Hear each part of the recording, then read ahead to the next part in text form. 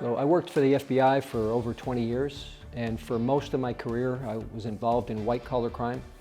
But actually, I investigated white-collar crime. I wasn't involved in white-collar crime myself. But part of white-collar crime was cybercrime. And I did a lot of cybercrime investigations.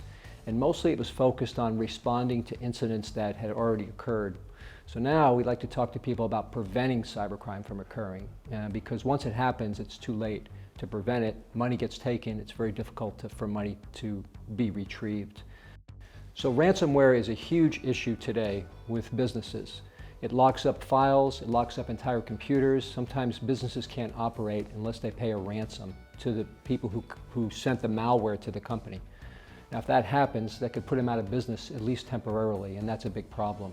So what companies need to do is to, first of all, educate employees what to look out for. Phishing emails that contain malware should be avoided. That's the most common way ransomware occurs. The second thing is companies need to be aware of have a backup procedure so they can recover files without having to pay a ransom. So be able to restore their systems very quickly, be back up and running, not pay a ransom. The only way we can stop ransomware attacks is if it's not profitable for the criminals. If we don't pay the ransom, it won't be profitable and the crimes will stop. So banks are a huge target for attacks, but it mostly occurs through the customer. Customers' accounts get hijacked. Businesses get bogus emails that are asking for wire transfers. So to prevent these things from happening, what banks need to do is educate employees of the bank, but also educate business employees on what to look out for. What's the most common cause of getting bogus wire transfers and money stolen from bank accounts? And one more thing, and that is insisting on two-factor authentication for accounts.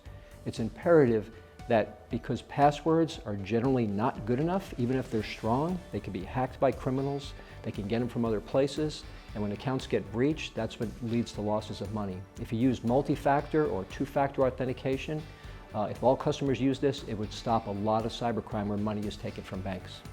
So a must in my office is to prevent cybercrime attacks is just awareness, understanding how the criminals get on our computer and cause damage.